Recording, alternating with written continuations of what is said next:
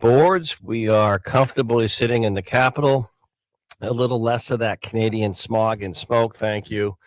Nothing to do with the tariffs. They say it's wildfires, but good morning on this Wednesday, actually Thursday, J-Dog. I'm getting a little bit behind now, being off Monday and Tuesday, but Thursday morning we are looking at nice weather, pretty much. A little more cloudy today than you'd like, but we get pretty nice Saturday and Sunday looking. Saturday looking real nice. Pretty much all sunshine and some nice temps, comfortable. Hey, Google. Hey, Alexa, play the pulse of an H. We got a lot going on this morning, so buckle up. We're going to get you out in the tarmac for your news talk. And thank you for choosing to listen to us in the morning across our network of really good AM and FM stations right up into Maine, including additional FM coverage over in the Seacoast, 98.7 FM, HD2 if you like that digital clarity stuff. And, of course, 107.7 FM, Lakes Region, we have you blanketed as well, 107.3 FM, in addition to 98.3 FM HD2 there as well. Hey, Google. Hey, Alexa, play the Pulse of an H. Our poll question up on X this morning at the Pulse of an H, and J-Dog will refresh yesterday's results. But more tariffs in the news today. About 60 of those European Union nations, as part of the New Deal, will be paying a 10% tariff in terms of to us. And this is opening up more tariff debate today. What's the impact on the economy? Will it trickle down to consumers? Will the stuff be passed on to you and me? Yes or no? Doug Tengden's going to be weighing in a little bit later on this morning.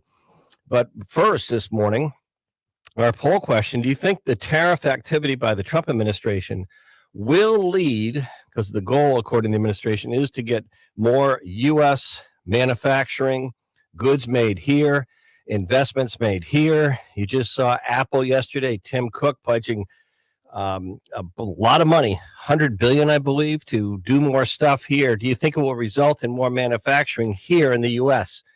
The tariff policies will drive more manufacturing here in the U.S. Yes or no? That's our poll question up on X and J-Dog, our question from yesterday. Should the New Hampshire Public Utilities Commission, the PUC, New Hampshire PUC, be overhauled?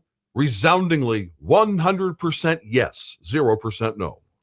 All right. So that's, we talked yesterday a lot about the Public Utilities Commission. We had Executive Counselor John Stephen live yesterday morning on the show, one of the elected executive counselors, and he has real concerns, as does Governor Kelly Ayotte on the Public Utilities Commission. Recently, their rulings very favorable to the big utilities, the suppliers and distributors of electricity, not very favorable at all to ratepayers. So we're talking more. I've been talking about this for Eversource, the largest utility in the region, the largest supplier of electricity here, requested a 17, that's right, 17, think of that, 17% rate hike. And PUC pretty much did everything the utilities asked for, and it's really, at this time, when everything's so expensive, ratepayers, what can they afford? They seem to be taking the last into consideration recently, so we're going to have more on this. But speaking of John Stephen, executive counsel, he was on the program with me yesterday, and he came out and said he thinks he wants a new economic and business commissioner for New Hampshire. Taylor Caswell has been doing that job under the it used to be called Department of Resource and Economic Development, and the term DREAD kind of dragged on, so they changed it. But it's basically economic development and business affairs. But Taylor Caswell has been the commissioner appointed by former Governor Sununu, I believe, for 8 years. And Kelly Ayotte, we're being told, wants Caswell re-nominated or confirmed by the Executive Council. John Stephen saying no, saying he's interviewed and spoke with a bunch of people. He doesn't think Taylor Caswell has done enough to recruit new businesses to New Hampshire, new businesses and companies to move to New Hampshire. He wants a new business and economic development director or commissioner, new commissioner for the state. Stephen saying he will not vote to confirm. He wants a new one, as do two other executive counselors. That means that it looks like that will have to be tabled or a new person put forward, because you need at least a majority of the executive council to get a commissioner confirmed. So Stephen drawing the line there, and actually differing from Kelly Ayotte on that one. He said he wants a new business and economic director for the state of New Hampshire. Some of the other news happening this morning, and we're going to come back more to the tariffs to see if this is going to be a good thing with other nations. But so far, the president's saying it's resulting in more money coming into the U.S. That's our poll question up this morning. Also, big shocker, right? Big shocker. Another virus. Guess from where?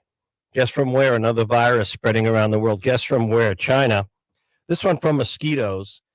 And the Centers for Disease Control and Prevention has issued a level 2 travel notice for people traveling. And China is really trying to put a clamp down on the spread of this. So far, no one's died. So here you go, the scare tactics once again, right? But I guess we're China, not really surprising. And you heard it here on the show, John Decker, our own White House correspondent, who's the guest in our Contact Politics podcast this week with Brad Card and yours truly, which is up and available, the latest edition of Contact Politics on our Pulse podcast network right here at the Pulse of an H. We'll have him coming up in a moment, but I said just a week or so ago with him in his update from the White House that I asked him, how likely is it that we'll see Donald Trump meet directly with Vladimir Putin, the Russian leader, the two meeting directly to try and get some kind of an agreement or deal in place to end the hostilities and the war in the Ukraine. And it looks like those two are going to meet directly as early as next week. So we got a lot going on as we get going this morning. Also coming up in a little bit, we're going to hear from a New Hampshire manufacturer who fabricates steel from the Novo Ironworks. She can tell you about a job. Holly Novoletsky was on our show recently. Tell you about a news story about a big job in Dover. And one of the other fabricators, the workers they sent, not really equipped to do the job. She'll break that news here on Good Morning New Hampshire, the Pulse of NH. Well, we have a lot going on this morning as we get going, and we'll take a quick break because we have Decker on deck, John Decker. A little bit later on, we're going to hear from some of our regular contributors. Also more on a very important blood drive coming up. We'll be there live one of the 2 days, but it's happening in just a week or so. And the American Red Cross, Jen Costa was on with us yesterday saying that they are really low on blood donations. And despite artificial intelligence and all the advancement of technology, blood can only come from one place. You, me, the person next to you, donors, and they're down, they're off. So we're trying to raise awareness for this big blood drive that we're supporting. Stephen Singer will be joining us in a little bit in the 10 o'clock hour.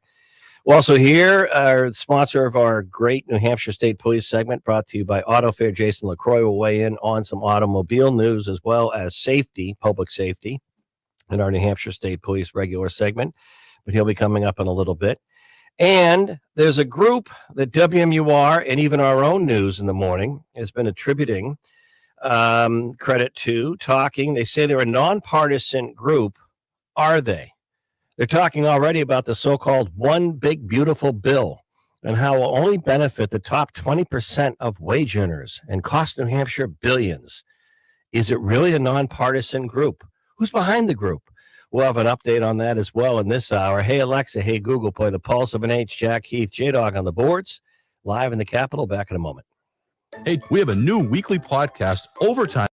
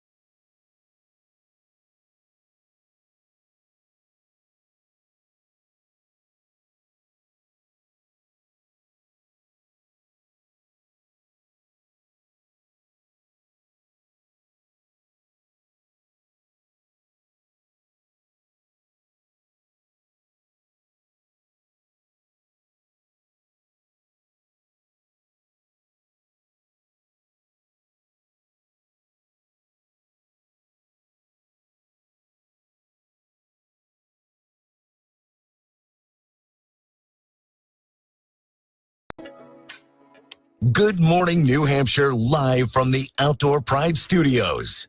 Now, back to Jack on the Pulse of New Hampshire. So I should mention more often that we are, if you want to watch live when I'm in the Capitol here, we have TV cameras now, or at least we're live on YouTube, so you could watch. We make it easy for you here at the Pulse of an H. Everything's the Pulse of an H. So YouTube, Pulse of an H.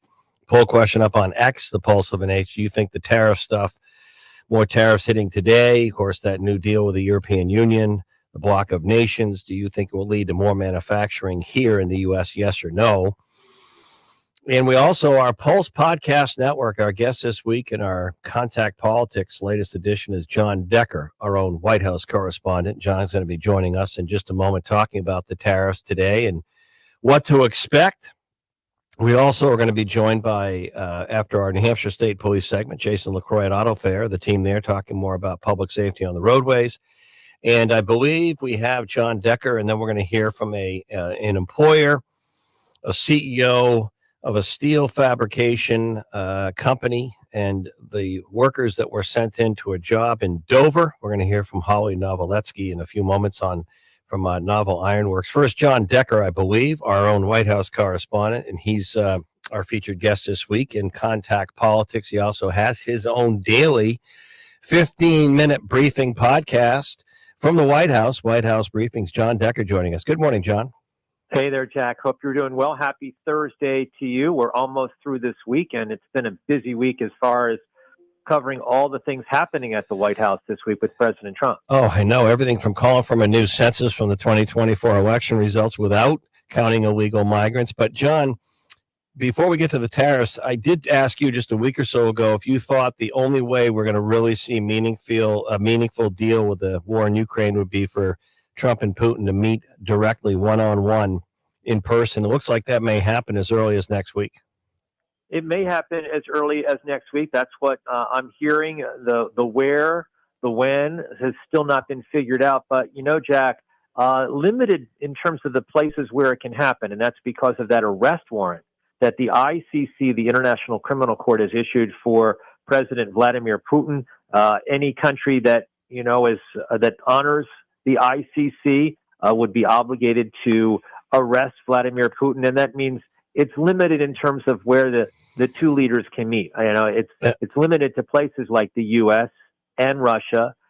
So maybe at Camp David, for instance, maybe the Vatican, maybe Doha. All options that I think are reasonable in terms of where a meeting could potentially take place. And you think of Reagan-Gorbachev pass way back to World War II. Sometimes these locations become part of history. Doesn't Putin have a really big yacht? Couldn't they go out in international waters? Hey, I don't think the Secret Service would like that. I don't think that's happening. John, let's talk about tariffs. The new deals kicking in, and the economy, the markets seem to be looking through this. Tim Cook on the high-tech side from Apple at the White House yesterday, but a lot of people are scratching their heads thinking, okay, new deals on tariffs. I think 60 of those European bloc nations. What's the expectation for the American economy? Well, that's a great question. I don't have an answer to that. I don't think anybody knowingly has an answer to that question. We'll have to wait and see. The president is 100% right when he says it will lead to an increase in revenue from these tariffs in the tens and tens and tens of billions of dollars. No question about that. But the big unknown is, does it lead to an uptick in consumer prices? Does it lead to a slowdown in economic growth? Does it lead to a freezing of hiring by companies that are impacted by these tariffs? All unknowns at this point. We'll know some answers to those questions likely in the next few months. Thank you, John Decker. Thank you. Thank you. And our podcast, Contact Politics, John Decker, our guest, White House correspondent. Holly Novoletsky is the CEO of Novel Ironworks. They're a steel fabricator. She ironically was on the show a few weeks ago telling the great story, speaking of tariffs, about that business, the company on the seacoast. They go back, I think, to 1956 when her dad, after World War II, founded it. And she was telling us about the company, but there's a news story I'm hearing about on a project in Dover, and the workers who they contracted, I guess, indirectly or directly through another fabricator who showed up. Good morning, Holly. Good morning. How are you? Good, thanks. Tell us about the quality or lack of, or your concerns on some of the workers that showed up for a pretty big job in Dover? So I think that the whole episode that happened yesterday underscores the difficulty that the Biden administration put in place for employers to verify immigration status and work status. So we subbed some work, and we had a group of workers show up who no one spoke English. They didn't come with tools, and they didn't have a safety harness. How do you do erection without that? So we shut the job down immediately so we could verify their work status. Their foreman didn't show up until 24 hours later with all their paperwork. And we verified their work status this morning. But it underscores the difficulty that it is to verify immigration. I don't know how familiar you are with the I-9, which is the form that we use to verify. That's the employment eligibility verification form by the Department of Homeland Security that you're supposed to verify somebody's ability to work. And it's like one from list A, and if you're not a citizen, then it's one from B and one from C. But under the Biden administration, they gave out over 3 million employment authorization documents to illegal immigrants. So they have work authorization. And you put that in conjunction with sanctuary states that gave out licenses, and there's one from column B and one from column C, and they are authorized to work because of Biden's administration. It makes it very difficult. So the workers that we got yesterday, we now have them up working because we've been able to verify as far as the I-9. We've done our due diligence, but the Biden administration has convoluted the whole system that it makes it extremely difficult. And what happens is American workers are underbid by foreign workers and companies that hire them. So it makes it very difficult. Where did these particular workers come from? Another state? Was it another fabricator? How's that work? So we in New England, we sub-work between ourselves sometimes. This was an erector who had been in New Hampshire or New England and moved to South Carolina. So right now they're located in South Carolina. So it's confusing for you, the employer, to sort this out because you want to do the right thing, play by the rules for safety as well as legal stuff, right? Correct. And if you hadn't done your homework, then you're putting workers out there that might not have the equipment, the safety harness, or the training, the legitimate the background, the training, or the legitimate status to be here. And then you, I guess, could be also, it's confusing and puts extra stress on you, the employer. We are originally down the line liable, so we need to do our due diligence, and we do it as best we can. But like I said, the prior administration, has convoluted the process so difficultly that it's you see that on the front line, I guess. How we still are up in the air on some of the tariff stuff. Today is interesting because the European Union, but of course the situation with Canada. But when you were on, I don't want to paraphrase, but you were saying that you think the Trump administration getting tougher on the tariff stuff or wanting better or more even fair deals actually might be good for your business, because I think you said the Canadian fabricators have been undercutting New England steel fabrication for a long time, and with their subsidies and how they were wired. So does this do you like the playing field getting more level or not? Oh, who doesn't want fair and free trade, right? So leveling the playing field is very important. And there's a great article today by the Alliance for American Manufacturing that really goes over tariffs and the reason for tariffs, the history of tariffs, and how they impact the economy and job creation. It's on LinkedIn. I recommend everyone read it. It's from the Alliance for American Manufacturing. And when you look at tariffs and you say, oh, there's a 10% tariff, well, it's not a 10% tariff on every item, because multiple items are made up of parts from different countries. So there are different tariffs, and that's the import cost. It's not the retail cost.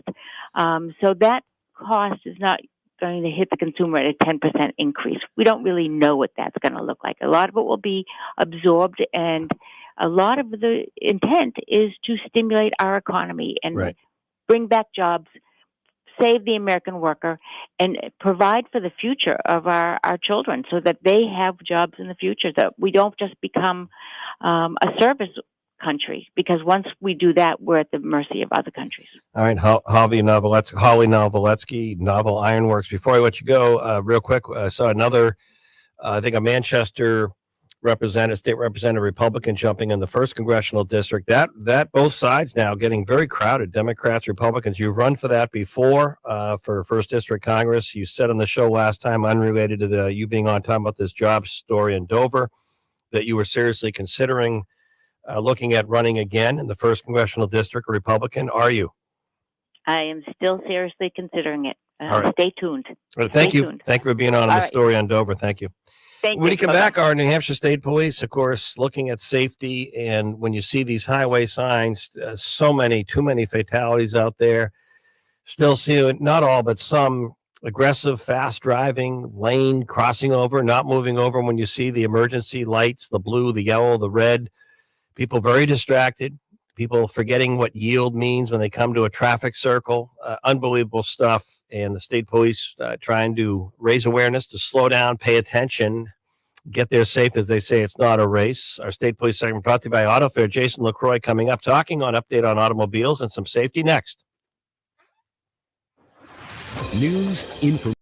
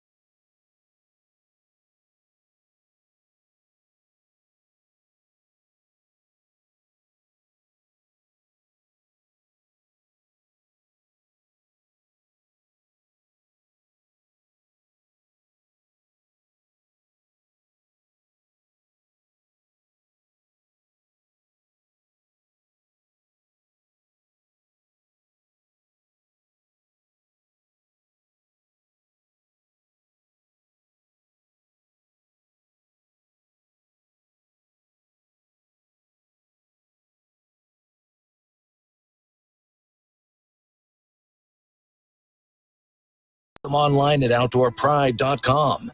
Now back to Jack Heath on the Pulse of New Hampshire. Okay, we're going to get a quick check-in with Doug Tengden in a moment or two as he is going to check in on the tariff situation and the impact, really, in terms of our economy. And we, as John Decker, our own White House correspondent, just answered to my question, good or bad for the American consumer? And that is basically the question, which, as John said, that's the big question we're trying to figure out, and we'll try and get some answers, but it may be a while. It was interesting. You look at Tim Cook yesterday, Apple announcing more investment in the U.S. And that was yesterday. Apple increases U.S. commitment, an additional $100 billion. That's on top of 600, so another $100 billion on investments in the U.S. to make stuff here. $100 billion. I have one question, but that's the commonsensical side of me. I have a question that I asked someone. It hasn't even been a year that this administration has been in office in this new term. Hasn't been a year. How many times do you remember in the past, let's just say 4 or 5 presidents, I dare say I go back 6 presidents if you want. Let's go back 3 or 4 or 5 presidents in administrations. When's the last time you remember an administration announcing with private sector companies and investors so many deals to invest in the U.S.? I'm just asking the question. Some people become so cynical, they don't even believe that Tim Cook and Apple are going to do what they say. But when's the last time you've seen any administration announce so many deals from major corporate players to announce or make something or invest here in the U.S.? There have been several now, and I can't remember whether it's for data centers, whether it's for Apple investing in the U.S. I don't know. I don't remember a time. I don't remember certainly the Biden administration. I don't remember much. I don't think they do either. Prior to that, the first term, convoluted first term, you go back several presidents. I don't remember any administration in modern memory where in such a short period of time, so many deals to invest more, to make more stuff here, to invest in the United States, big money. We're not talking like 5, 10 million, 100 billion. And by the way, the tariff deals that are hitting today, the European 60 nations that, some of them, first time a tariff. Part of that deal with the European Union was to buy energy from the United States over the next several years, buy more energy from the U.S., buy more energy, the European bloc of nations from the U.S., not from places like Russia. Buy more energy from the U.S. over the next several years. I don't remember a time. Doug Tengden will be weighing in a little bit. J-Dog, let me also know if we have Jason from AutoFair checking in. Doug Tengden from World Market Advisors. I think that's Jason. Yeah, it is. We talked earlier after mentioning the New Hampshire State Police segment brought to you by AutoFair. These signs that talk about too many fatalities out there, people driving too fast, distracted, middle of the day, forgetting how to yield when they come into a traffic circle. Public safety, a big part of Jason LaCroix's AutoFair message, sponsors of our State Police segment. Also for your vehicles, by the way. There's some debate on that, but you really should stay up to speed on service. But Jason checking in, safer roadways from New Hampshire. Good morning, Jason. Good morning, Jack. How are you?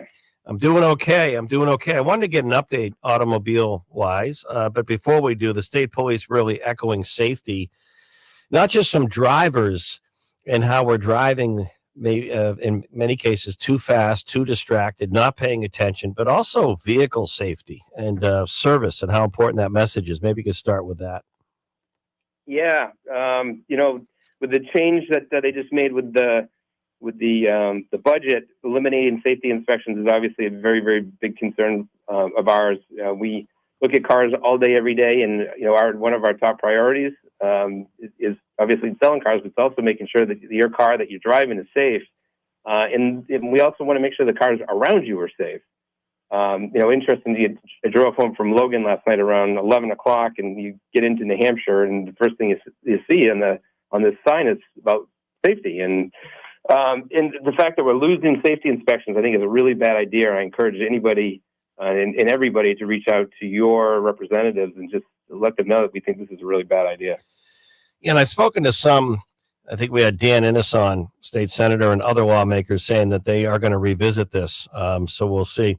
Also, we talk a lot on the show about real estate, the economy. We got tariffs are in the news today and trying to figure all this out. Doug Tengden will come on in a moment, our economist. But Jason, speaking from one of the largest automobile, representatives in the state, auto sales seem to be brisk, and there's good leases and opportunities. And what are you seeing in the marketplace overall right now? What we're seeing is people have been keeping their cars for a lot longer because prices went up during COVID. So prices went up. Affordability is definitely an issue, and the cars on the road have never been older. The average is about 12 to 13 years. So we're seeing a lot of 250, 300, 350,000 mile cars. And so those people they need to buy a new car. So the car deals are good. The leases are better. The rates have come down a little bit. Inventory is good. I'll tell you, we're about ready to start construction at Honda. We're doing the new Generation 4 remodel. It's going to be absolutely beautiful. But I'd like to have less cars on my lot, so this is a good opportunity to get a deal. Good deals right now, and in terms of leasing or buying, and also trade-ins? Trades are still at a premium. Still the used car market is still really, really tight. Not a lot of rentals coming off. So the used car market is really strong. And inventory is pretty tight even on the new side. So late model used cars are in high demand. And we're starting to see, the cars are built great. So we're starting to see opportunities to sell some vehicles that we didn't really consider selling before. Making them in nice cars, make them safe, and trying to keep those payments down for affordability. Are you going to have a restaurant in the new dealership with the renovation? I'm not a restaurateur. No, we're going to make a beautiful facility. What's the timetable? What's that? What's the timetable? We will be breaking ground within the next 2 weeks. Awesome. Great stuff. Employment opportunities. Great. Thank you, Jason LaCroix, great sponsor of our New Hampshire State Police segment, brought to you by Auto Fair. Thank you, Jason. Thank you, Jack. Good time. Get in there. Get a deal on your trade-in. Well, Doug Tengden, I asked John Decker, our own White House correspondent, Doug with our economic thinker out there, worldmarketadvisors.com. Doug, I asked John Decker, our White House correspondent, with watching the tariffs today, European Union, how it's going to trickle down. Is it going to trickle down, good or bad for the U.S. consumer? And he said, Jack, that's the big question. No one really knows right now. Do you? I don't know, because there's so much in this tariff equation that is up in the air. First of all, the tariff rates are changing all the time. Trump thrives on chaos. He is Mr. Chaos. Second of all, this is going to reset the global supply chain dramatically. The U.S. is a huge trade partner to everywhere in the world. Clearly, there were massive imbalances that were building. The U.S. was importing almost $1 trillion of goods from around the world every year. That was being recycled into our investments, by the way. And now we're changing our tariff rate, an effective rate of 3% around the world, to about 15% around the world, all things considered. So this is going to have massive second and third and fourth order effects that we can't predict. So I can't really say if it'll be good or bad for the American consumer. I'll just say everything's in flux. But again, the economy and the markets, what are the markets doing today? The markets are up today. The stock market is looking through this. It's about 1% off of its all-time highs. I'd say maybe 0.5%. So really at its all-time highs. The market is looking forward and saying, yeah, we see growth. But that's based on a whole host of issues, not just the tariff situation. Right. I'll say this about the tariffs, Jack, and no one's really talking about this. They represent a significant source of revenue to the federal government, which is going a long way towards reducing the federal fiscal deficit. And that's a significant thing. Right. But I think the Trump administration has to communicate that effectively to the public because our debt is a serious problem. Before I let you go, Doug, I was asking a question earlier. Say what you want, and if you put yourself into the biggest Trump critic category or disliker, when's the last president or administration? It's been not even a full new year in this administration. We're not even through year one yet. Well, you remember an administration, I'm going back 4 or 5 administrations where you've seen so many major deals with private industry announced about investing and doing more here in America. I can't remember like one of these type deals like we saw yesterday with Apple, another $100 billion on top of the $600 billion they pledged with Tim Cook. I don't remember a time when we've seen so many deals with private sector businesses coming to the White House saying that they're investing in the U.S. I can't even think of many. No, Jack, you're absolutely right. I think you have to go back a long way. Obviously, you and I can't remember it, but just in history, the last time I can think of an administration that had such dramatic change happening would be FDR.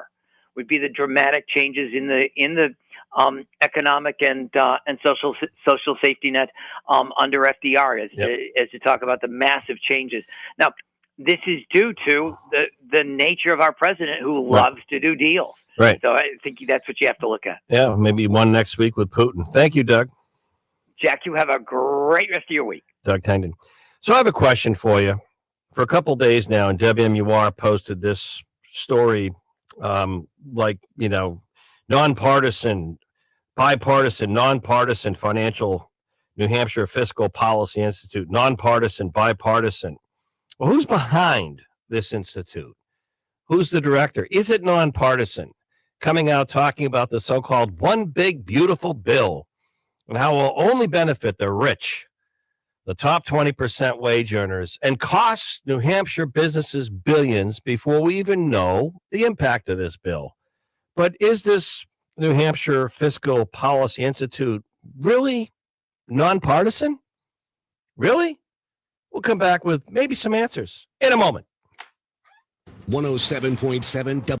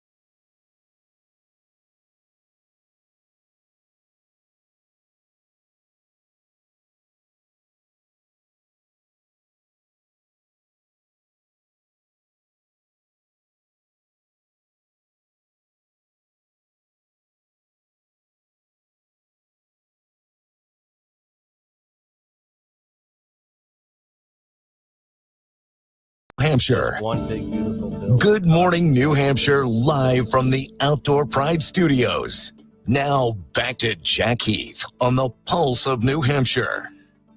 All right, we are back, and I believe we have Drew Klein joining us. And Drew Klein does a few, more than one thing, but one of the things he does well is on the policy side of things, fiscal, public policy side of things for Josiah Bartlett. And I'll ask him sort of to describe how he describes his own Josiah Bartlett Institute, which I've always known to be one of the smartest groups in terms of some of the things they raise. But Drew, I want to get you in as an expert. First of all, good morning. How are you? Hey, I'm good. How are you, Zach? Good. So my radar went off a couple days ago, just the way I'm wired, I guess, because I like to tell things the way they are and point things out that aren't always obvious. And I've seen national mainstream media, especially on the TV side, really get politically active in terms of political activists to kind of rail against the Trump administration versus report the news. But locally the other day, Drew, I'm just going to share this with you and let you react and tell us what you know. You've heard of WMUR. I spent some time there when I was younger.